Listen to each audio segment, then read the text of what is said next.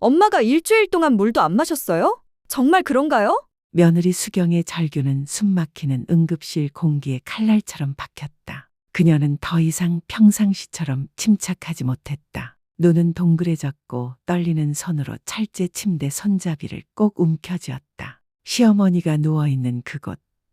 얼굴은 종이처럼 창백하고 입술은 갈라져 피가 비칠 정도였다. 신명이 70대 후반의 그 여성은 아직 의식을 되찾지 못했다. 발코니 문턱에 부딪혀 크게 넘어져 머리는 붕대로 감겼다. 가냘픈 팔에는 수액이 일정하게 주입되고 있었지만 옆에 혈압 측정기는 비정상적으로 삑삑 울렸다. 심장 박동은 약하고 불규칙했다. 그녀의 몸은 타버린 태양 아래에서 가지가 떨어지듯 가볍게 떠 있었다. 응급실 당직 의사는 침착히 결론을 내렸다. 환자는 심각한 탈수 상태입니다. 혈압이 급격히 떨어졌고 전해질 불균형으로 인해 심장이 약화되고 있어요. 몇 분만 늦었다면 뇌 손상으로도 이어질 수 있었습니다.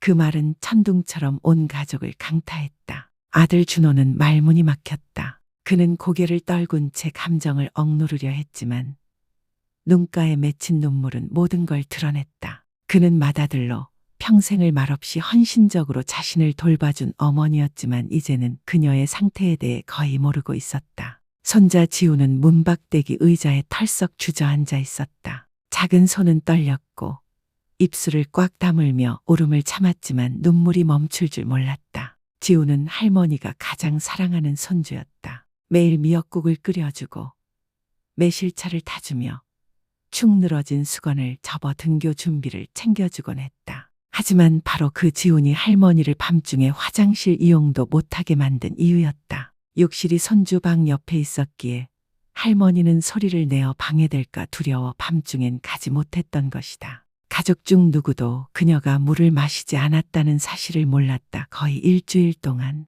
그 누구도 그렇게 단순해 보이는 일이 한 사람을 죽음에 이를 정도로 고통스럽게 할 수 있다는 것을 몰랐다. 하지만 명희 씨는 알고 있었다. 입이 마르고 목이 따갑고 가벼운 어지럼증과 은근한 두통이 몰려오는 그 모든 작은 증상들을. 하지만 그녀는 말이 없었다. 며느리가 밤늦게 왔다 갔다 하시면 애가 잠을 설쳐요. 라고 말했을 때 그녀는 고개를 끄덕였고 그날 오후부터 물을 참기 시작했다. 밤에 화장실 가는 게 두려웠고 누군가에게 번거로움을 주고 싶지 않았다. 그녀는 속으로 다짐했다. 이 나이에 조금 참는 거야 뭐 괜찮지. 하지만 그녀는 몰랐다. 그 조금의 참음이 되돌릴 수 없는 건강의 붕괴로 이어지는 첫걸음이 될 줄은. 그날 점심 바깥 기온이 39도 가까이 올랐을 때도 그녀는 물뿌리개를 들고 베란다로 나갔다. 에어컨은 전기세 아까워서 켜지 않았고 선풍기는 손주가 조용히 공부해야 하니까 틀지 않았고 물도 밤에 또 화장실 가게 될까봐 마시지 않았다. 그저 손주가 심은 작은 화분에 물을 주고 싶었을 뿐. 그녀는 마음속으로 생각했다. 다 주고 나면 물 한 모금 마셔야지. 단 한 모금만. 그러나 그녀는 그 한 모금을 끝내 마시지 못했다. 바닥에 쓰러졌을 때 문턱에 이마를 부딪히며 피가 얼굴을 타고 흘렀다. 물뿌리개는 손에서 떨어져 나가고 물은 흘러나와 땀에 젖은 셔츠 등에 스며들었다. 아무도 듣지 못했다. 집안의 창문은 강한 햇볕 때문에 모두 닫혀 있었고 며느리는 좀 회의 중이었으며 아들은 낮잠을 자고 있었고 손자는 방에서 소음 차단 헤드폰을 쓰고 시험 공부를 하고 있었다. 그러다 지훈이 우연히 얼음물 마시려고 거실로 나왔다가 비명을 질렀다. 집안은 한순간에 아수라장이 되었다. 하지만 이미 늦었다.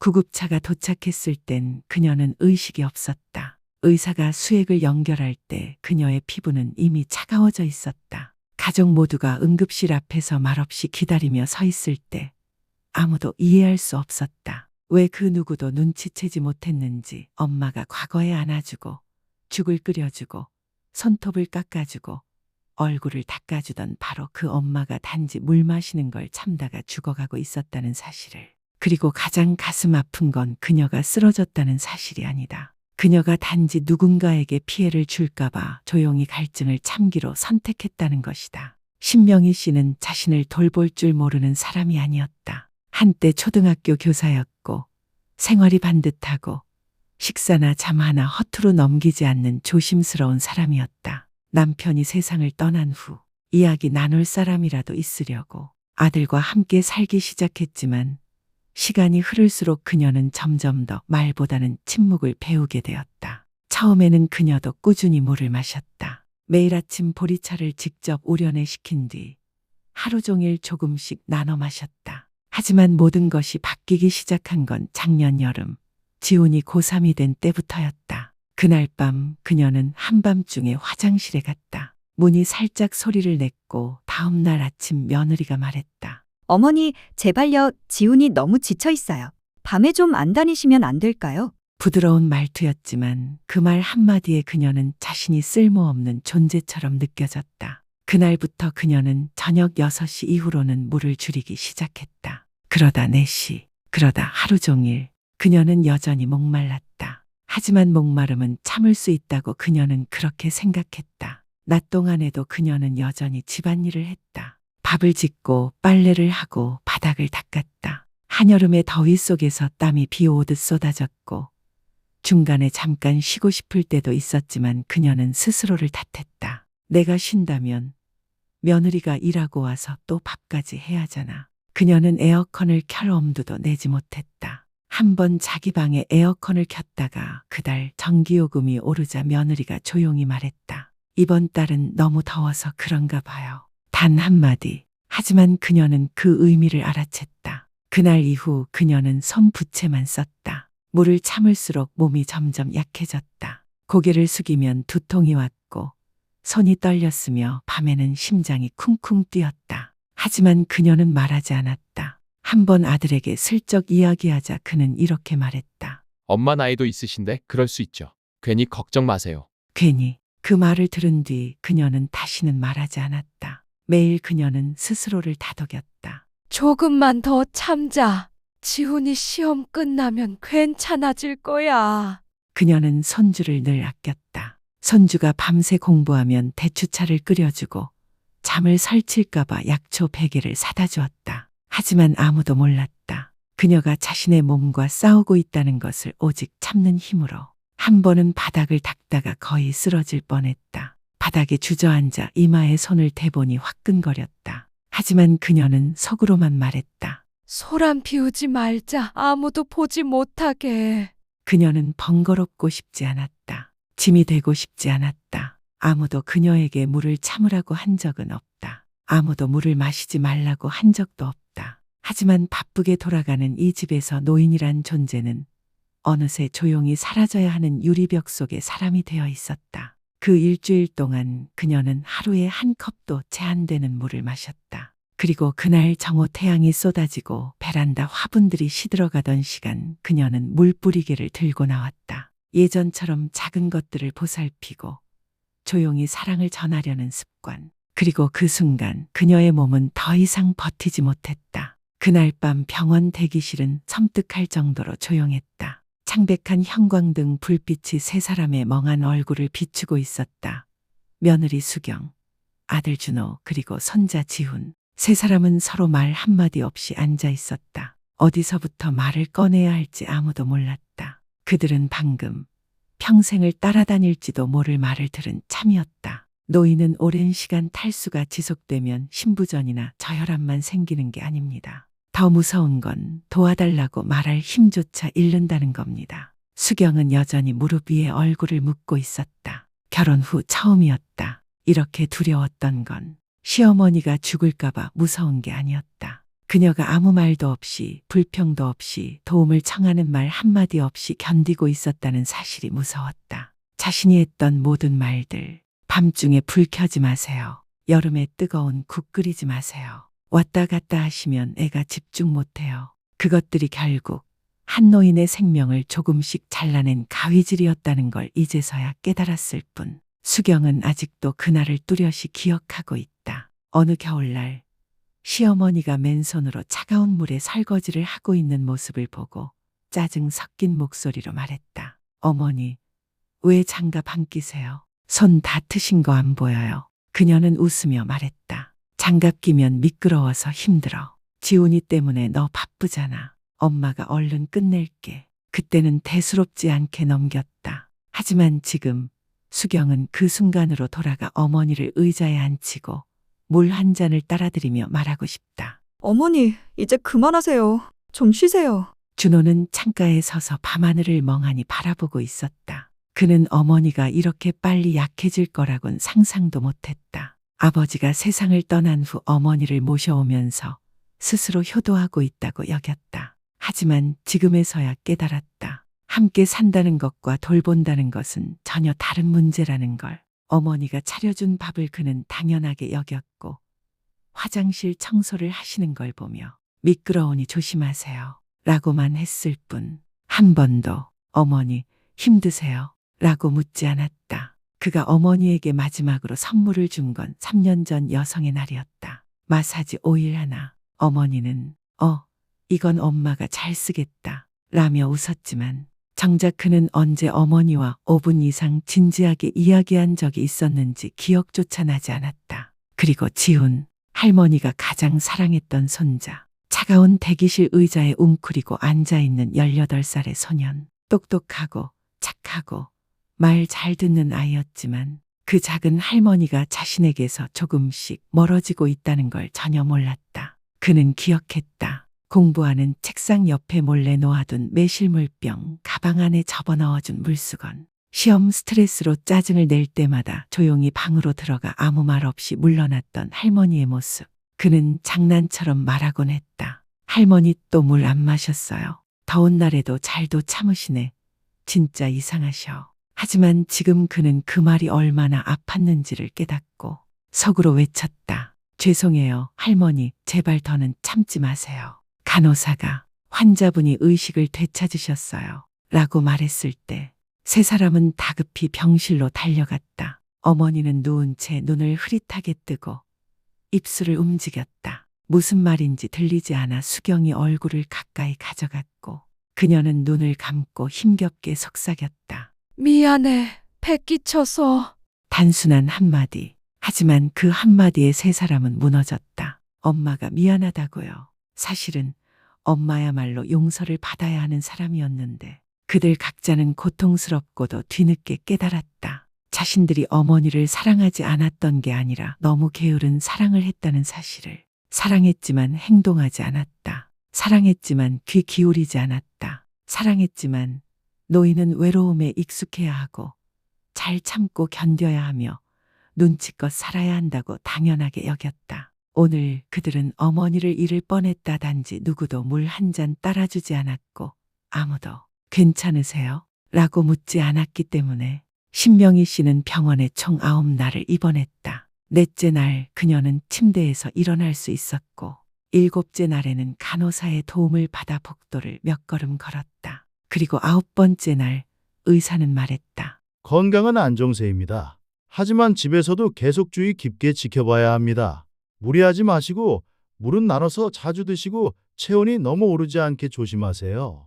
그녀는 고개를 끄덕였지만 병원 창밖으로 타오르듯 내리쬐는 햇빛을 바라보는 눈빛은 조용하고 조심스러웠다. 마치 또다시 스스로를 잊어버릴까 두려운 것처럼. 퇴원하는 날 뙤약볕이 장렬했다. 하지만 아무도 그녀 혼자 병원을 나서게 하지 않았다. 준호는 개인 택시를 예약해 앞좌석에는 시원한 수건을 준비하고 뒷좌석에는 작은 허리 쿠션을 뒀다. 많은 말을 하지 않았다. 그저 그녀를 부축해 차에 태우며 손을 꼭 잡았다. 그 손 처음으로 그는 느꼈다. 어머니의 손이 이렇게 앙상하고 차갑다는 것을. 집에 도착하자 수경은 이미 모든 걸 준비해 두었다. 그녀가 머무를 방에는 이중 암막 커튼이 설치돼 있었고 대나무로 만든 시원한 매트가 깔려 있었다. 선풍기는 타이머가 설정돼 있고 침대 옆에는 보온병과 시간별로 물 마시는 양을 표시한 유리컵이 놓여 있었다. 그리고 벽에는 정성껏 손글씨로 쓴 문장이 붙어 있었다.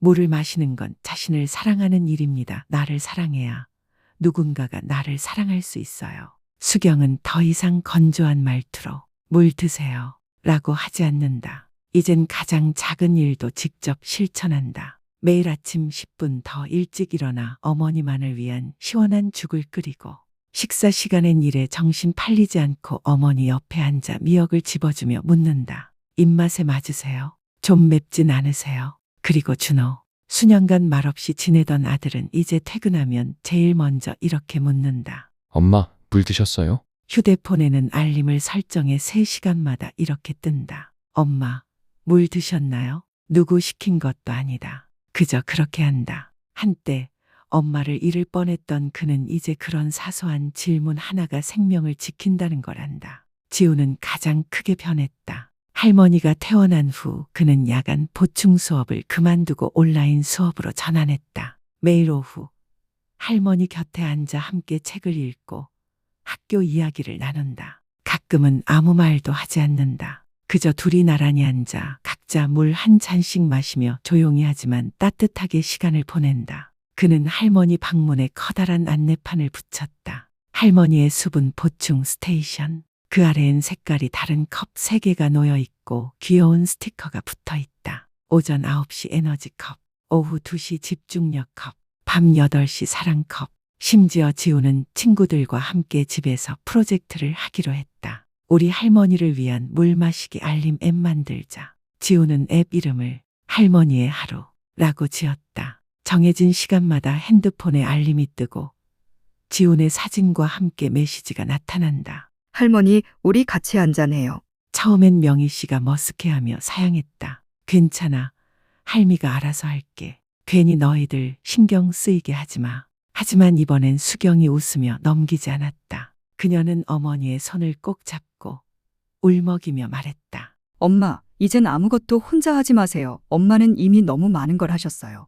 이제 우리에게 엄마를 돌보는 법을 배우게 해주세요. 한때 고요하던 작은 집에는 이제 잔잔한 웃음이 가득하다. 물 마시는 알림소리, 지훈의 외침, 할머니, 우리 베란다 나가서 식물한테 물 주고 할머니도 같이 마셔요. 그 베란다에는 새로 옮겨 심은 붉은 장미 화분이 놓여 있다. 명희 씨는 말했다. 이번엔 천천히 키울 거야. 적당히 물 주고 서두르지 않고 마치 내가 다시 사는 법을 배우는 것처럼. 어느 서늘한 오후 명희 씨는 지훈이 선물한 작은 노트에 조용히 글을 남겼다. 겨우 한 모금의 물 때문에 손주들 얼굴을 다시 못 볼 뻔했구나.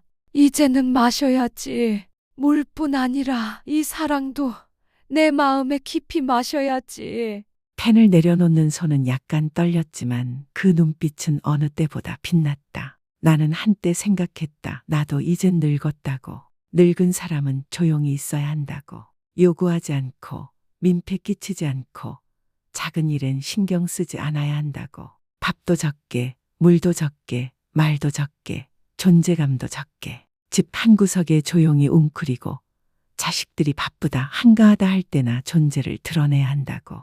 나는 그렇게 생각했다. 자식들이 나를 아직 엄마, 할머니라고 불러주는 것만으로도 충분히 감사한 일이라고. 식사는 챙겨주지 않아도 잠 못 드는 밤 한마디 위로도 없어도 기침 소리 하나 관심받지 못해도 나는 하루하루를 살아내는 것만으로도 다행이라고 생각했지. 더 이상 바랄 수 없다고. 하지만 이제 나는 안다. 그건 잘못 살아온 거였다. 내 자식이 나를 사랑하지 않는 게 아니고 내 손주가 나를 신경 쓰지 않는 게 아니었다. 그저 내가 그들에게 내가 뭘 필요로 하는지 알려줄 기회를 주지 않았던 거다. 나는 말하지 않았다. 나는 참고 견뎠다. 나는 내가 잘 참는 사람이라고 믿었다. 욕구도 감정도 슬픔도 없는 사람처럼 스스로를 만들어버렸다. 단지 한 잔의 물을 마시지 않았을 뿐인데 나는 거의 살아서 이 사실을 깨닫지 못할 뻔했다. 나는 자식들에게 민폐가 될까봐 두려웠다. 화장실 문 여는 소리에 손주가 깨진 않을까 걱정했고 설거지 소리에 며느리가 불편해하진 않을까 눈치를 봤고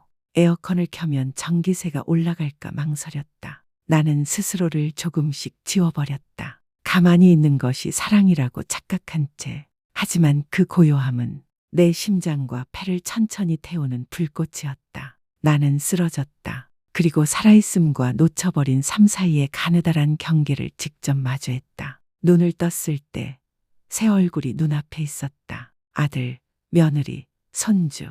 울고 걱정하고 두려워하며 후회하고 있었다. 그제서야 나는 알았다. 나는 짐이 아니었다. 나는 이 가족의 한 사람이다. 그리고 그들은 내가 생각한 것보다 훨씬 더 나를 필요로 한다. 그날 이후 나는 다시 사는 법을 배우기 시작했다. 그저 하루를 견디는 삶이 아니라 스스로를 소중히 여기는 삶. 물을 꾸준히 마신다. 의사 말이 아니라 이제는 내가 건강할 자격이 있다고 믿기 때문이다. 식사 시간을 지킨다. 가족을 위해서가 아니라 내가 내 삶을 이어가고 싶기 때문이다. 매일 저녁 천천히 걷는다. 운동 때문이 아니라 예전엔 그냥 지나쳤던 공기를 이제는 진짜로 느끼고 싶기 때문이다. 늙었다고 해서 삶이 메마른 건 아니다. 늙었을수록 나는 내 마음을 가장 먼저 들어줄 자격이 있다. 늙었기에 나는 나 자신을 가장 많이 사랑해야 한다. 왜냐하면 내가 나를 아끼지 않으면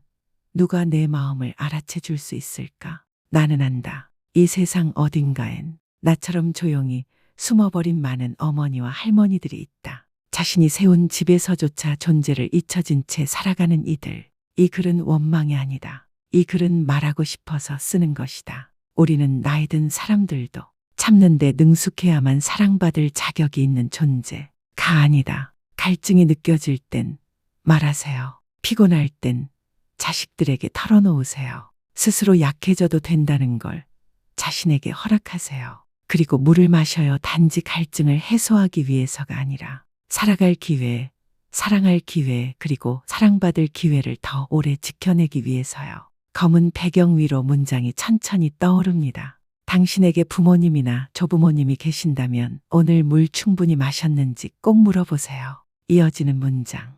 그리고 당신이 바로 하루하루 나이 들어가는 사람이라면 무엇보다 먼저 자신을 사랑하는 일을 잊지 마세요.